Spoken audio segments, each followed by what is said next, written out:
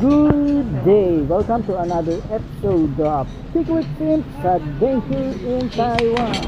For today's video, Dami rin. tayo sa Marami ring kwarto. Insiangan Marami rin nakatira. Grassland. So now, ito, nagbi-breakfast muna tayo sa may hotel natin. May kasama kasi breakfast na. Sayang ang breakfast kung hindi natin gagawin sa malaking tipid na yan sa mga budget travel. Yan, marami masarap na yung mga pagkain dito sa hotel. Kumakain na kami dito kami tour namin. DIY lang ulit kami. And yan, bago tayo nagsimula, please like, share, and subscribe to Secret Adventure. And please click the notification bell para ma-inform kayo ng mga bagong video. Diretso. Teka lang. And Ano pa? yan, naglalakad na tayo papunta tayo sa CMG. Dito tayo sa doon tayo. Pwede tayo doon sa ay doon, pwede doon pumasok. Yun lang. Pwede tayo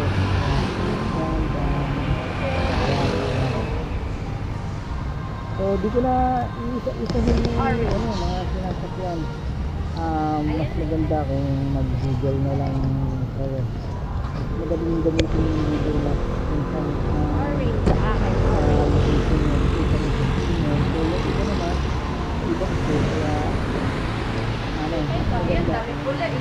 Seamen.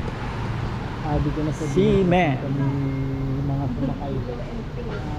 Follow nyo na lang yung Google nyo kung saan lang kayo at kami yan Seamen lang tapos ilagay nyo lang doon sa Google Maps Blue, green. type nyo sa Seamen Mga ganyan ang mga vibe talaga ng ano. Parang Japan din yun. Ito yung ano, hotel. Mga bus schedule, So hotel. bus stop na Oo. kailangan mong puntahan, Ano yan? ang bus Choi. number, Cho hotel. at pati yung mga station na pwede mo puntahan. So, papakita nyo Cho dun, Hotel. marami yun. Pagka pinilit mo na yun, direction, Cho hotel, maganda rin dyan. sasabihin na nyo yung according to schedule. Halimbawa, dito pala kayo umalis, papakita nyo yung upcoming bus na pwede mo sakyan. Then yung mga schedule. Then Wala, throughout the pumulimlim journey na. nyo, kung pwede nyo rin Ako may jacket ako. yung direction. Oh, ito na. Ano na? Papakita sa uli ng bagong Game na. based din sa based din sa current location nyo. So madali lang talaga, dali na Akala ko maglalaro kayo sa gabi na, sa gabi. 24 hours lang ito eh. Slow machine. Naglalaro ka dyan mga coins. Ayan, wala tayong coins. Mga 10 NTD at. Ito pink oh. So depende sa machine na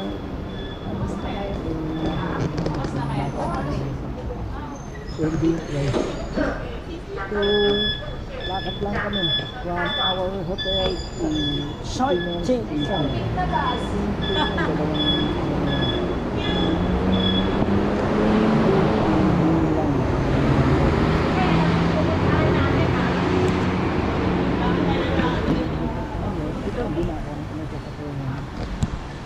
So multi-level din yung station.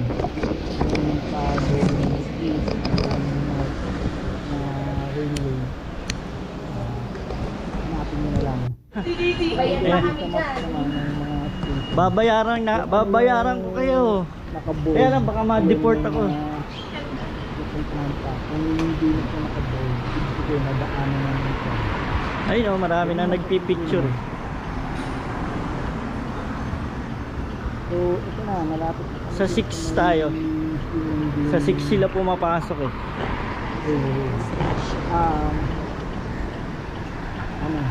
Rainbow pedestrian. Ayun oh, rainbow. Ito tayo po. Ayun yung ano, red, ano, Parang anin yata na red house. rainbow pedestrian. Uy, picture red. Ayun yung red house. Ay, yung ka-LDR mo. Yan, Tawagin mo na si Joel. LDRPL. Si Daddy Yo, Daddy Yo. Ito yung isa, ano yung Simending Hotel, yung second floor. So dito kami dumaan sa Tawid-tawid. So nandun ng yung sa kabila seat. So dito kasi walang lift, no? Dito sa kabila may elevator lift. punta tayo sa Green Line. Kaya yung isang nag-vlog na gusto nila na dito na entrance. So dyan magkikita rin naman Ganda ng ano nila, no? yan. Dyan sa platform na kayo. Ang lalaki. And papunta tayo sa Pwede lang na. Goodness. Lamig. Christian Grassland. So, yan. Nag-bus na kami and then Basag na yung ano. nakarating kami sa may ano, visitor center. Actually, malaki tong ano itong park. Nahati pa siya. So, yung nasakyan namin kasi yung malaking bus na S15 yata yun. Hindi siya umaakyat dun sa ano, sa Kintiangang Grassland. So, hanggang dito lang siya. Then, lilipat kayo dun sa mga parang minibus. Yan. Nagkataon lang hindi kami hintay lang tayo. Nakasakay dun sa ano, nakaalis na. So mag-iintay uli kami na isa pang minibus. Dito naman maraming ano to, trailhead 'yon. Yung area na 'yon. So lumipat lang kami ng bus and ayan, nakasakay na kami. Dun sa unang visitor center kasi maraming trailhead papunta dun sa bundok, papunta sa park. And ito, lumipat lang kami nung mini coaster, minibus na S15 din. Ito dumidiretso to dun sa ano, sa park. Kasi yung malalaking bus hindi na pinapaakyat doon. Maliit na yung kalsada eh. And yan, siguro mga ano lang naman to. 5 minutes, Grassland. 5 to 10 minutes pag mabagal yung bus. Pero ito, paahon kasi siya and nasa gilid lang ng bundok. Ayan o, may mga ano, nag-attempt na maglakad na lang imbis na mag-bus. Kasi yung interval ng bus yata parang 5 minutes, every 5 minutes or 10 minutes.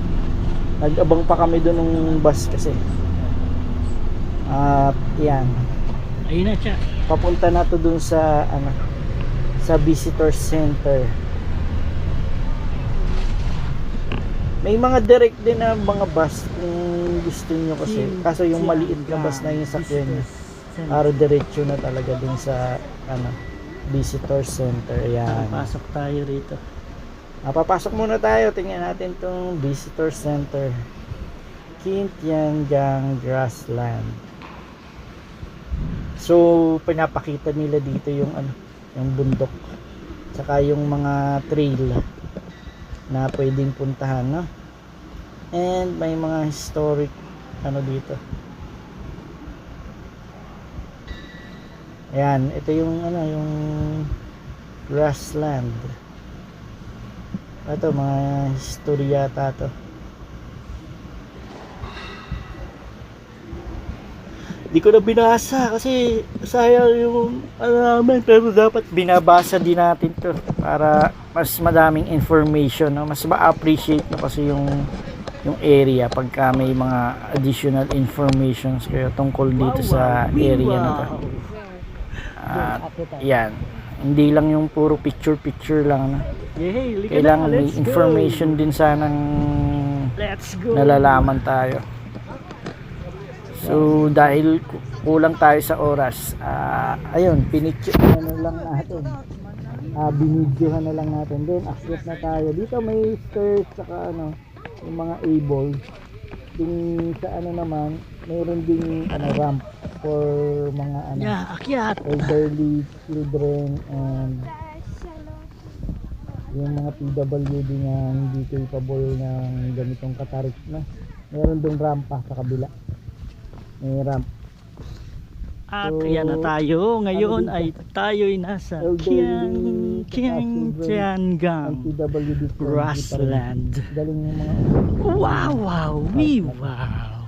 sa kahit sino pwede na, hindi mahihirapan dahil puro akyat nga rin and puro lakad. And may mga catwalk naman in Greenland, green Yung may grass gazebo dun. na. And then papunta pa lang to, nasa entrance pa lang tayo. Mapag ah. Hindi pa yung area talaga. So siguro mga ano to, mga 100 to 200 meters, Daming mga 3 tao. minutes walk Ang dahil bago mo makita yung grassland talaga. So may mga ano rin naman yan, signage yan, tulad yan. Ayan yung entrance ng trail. Hanggang doon sa bundok na yon, yung nakikita nyo yon, may trail yan. Naaakyat yon, yung Tsaka hindi mo bundok na gagamitin yung ano nandun. mo, So tripod mo. hindi na kami makaakyat doon. Tapos may hanging bridge din dyan. And doon sa baba niyan may falls. Hindi na namin napuntahan kasi medyo malayo-layo rin. No? Kailangan ng siguro more than 2 hours ang iaalat nyo para mapuntahan nyo yung ano, yung falls, yung hanging bridge, tapos yung ano, yung mas mataas na part ng ano, ng trail. At diyan makikita mo na yung buffalo, water buffalo na ano, hindi siya domesticated, mga wild buffalo yan. So ang kinakain nila talaga yung mga carabao grass talaga. Yan. So hindi ini-encourage na pakainin na, kasi sila mismo, yung carabao mismo ay kumakain lang ng grass. So wag niyong papakainin ng ano, yung mga tinapay yan. Hindi yan pinapakain, bawal. And dyan lang tayo sa ano, may bakod, sa gravel walk lang. And yan, may mga trail po yan, yung makikita yung mga bundok. May trail yan, iniikot yan ng mga ano.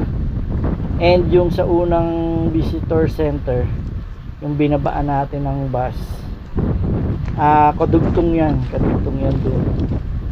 Pwede kang doon pumunta ulit, bumalik. But for us, yan, dito na lang tayo, hindi na natin kaya doon sa nagpicture tayo dyan at in-enjoy natin yung moment. Medyo ano lang ang condition ng weather, taon na may fog, no? But actually mas okay na rin kasi yung fog ay mataas, hindi siya umano ng ano ng baba, yung sa baba, yung sa grassland mismo at saka dyan sa catwalk medyo itinaas siya ng hangin. Pero pagka yung malala yung weather, nagsisiro visibility dyan at yung wala kang makikita, ang bablock ng fog. So ayan yung mga ano ko, konti lang siguro nasa baba yung mga water buffalo. Marami rin yan, maraming water buffalo na nandun. Yun lang yung nadat na natin. And dun sa bandang dulon dun, yung in between yung mountains, mayroong ano dyan, mayroon dyang ano, hanging bridge and may falls dun sa ano, sa baba. May falls dun. Hindi ko lang mapuntahan kasi dun sa mapa nakita ko naman may falls, may bridge, tapos may pavilion yun sa kabila, yun sa kabilang yun. Ayan yung tinuro ni Takrit na yan. Sa baba niyan may ano, may waterfalls at saka yung hanging bridge. So siguro hindi na kami lalapit doon sa ano, yun sa masyadong ano. Ato malayo-layo na to, halos 1 kilometer na to from the entrance eh. Kaya nga, yung At ano nyo, kumonti yung na mas yung maganda tao. yung Mapapansin nyo naman eh, pagka kumukonti na Kaya lang, yung naglalakad. Hindi ko na matanggal eh. Ang mga tourists, halos dito lang eh. Pero yung mga locals, yung may mga naka-hiking gear, yan, dumidiretso sila doon. Mas maganda, tingin ko mas maganda pa doon sa kabila. At yung mga water buffalo siguro meron pa rin doon. And yan, yung trail is nakaganyan siya. Sayang eh, medyo tinamad na kami maglakad papunta ron sa ano eh, sa hanging bridge. Tapos makikita rin naman kung nandito ka, makikita mo yung trail nung ano napupuntahan mo. Makita, ayan oh, yun oh, nakikita pagka yung pumuti yung ano yun, may trail doon. Hindi siya green siya, may trail doon. At yan, diyan may pond sa baba. Parang big pond. And dito halos dito lang yung mga kuha ng ano eh, ng mga tourist eh, na nakikita natin. Pero kung may time tayo siguro babalikan natin to. Punta tayo doon sa ano, hanging bridge pati yung falls. Siguro mag-alat tayo ng 1 day talaga. Maganda yung umaga hanggang hapon talaga nandito ka. Yun lang ano, yung pagkain, wala nang pagkain dito, dapat magbabaong ka na. Wala kasing tindahan na dito na makakainan, so kailangan may baon ka na, ang tawid dito, tsaka tubig. Mahirap yung kainan dito.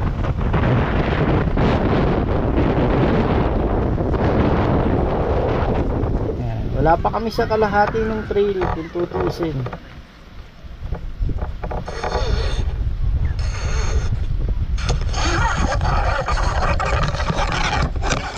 So maganda siya, saka malamig, nasa taas na ng bundok to. And na-amaze din ako dun sa ano, dun sa mga nag-hiking, no. Pagbaba mo ng bus, meron ng trailhead, tapos assault agad, mga 70 degrees, 80 degrees yung assault. May stairs naman, may mga yung trail, may hakbangan na, may mga hagdan na, tapos mayroon ng railing. Pero dun sa taas hindi ko nakita eh, medyo malabo yung ano, kung may mga railing ano. Pero mabigat yung trailhead dun sa bundok, assault ka agad. Dito, tapos pagawa yan ah. Yan, kumukonti na yung mga tao sa nakakapag-video na kami ng maganda. Maganda rin dito kasi dito kami na picture. Hindi ko na lang pinost yung mga pictures. At dito, parang wala kami binayaran na entrance. 24 hours kasi ito, 24 hours open. Hindi ko lang alam sa gabi kung mayroong ilaw yung ano, yung grassland. Baka wala, no? Doon lang sa may visitors center lang ang ilaw.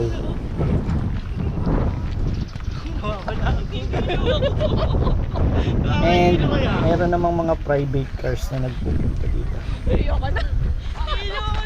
Nahilo rin ako. Kaya lang, ka na magpagabi din. Kung nagko-commute lang, bus lang, siguro hanggang hapon lang talaga. Pag madilim na, mahirap na. Tsaka ano, mahirap yung daan, puro paakyat na sigsag. So sa bus, ano ka rin, yalig ka rin sa pagka nasa bus ka kahit nakaupuan.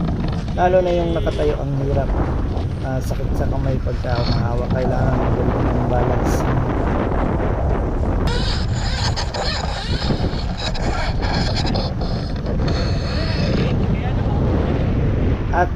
tayo, medyo humahamog-hamog yan, kaya nag-jacket ako dyan.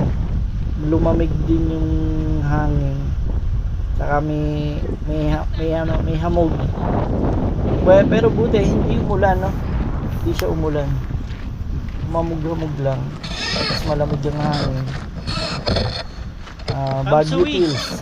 Pamsuwi tayo sa kabila. Ang lamig. Sa kabila ng dagat. Ayan o, makulimlim siya. At swerte kami, hindi bumaba yung fog. Hindi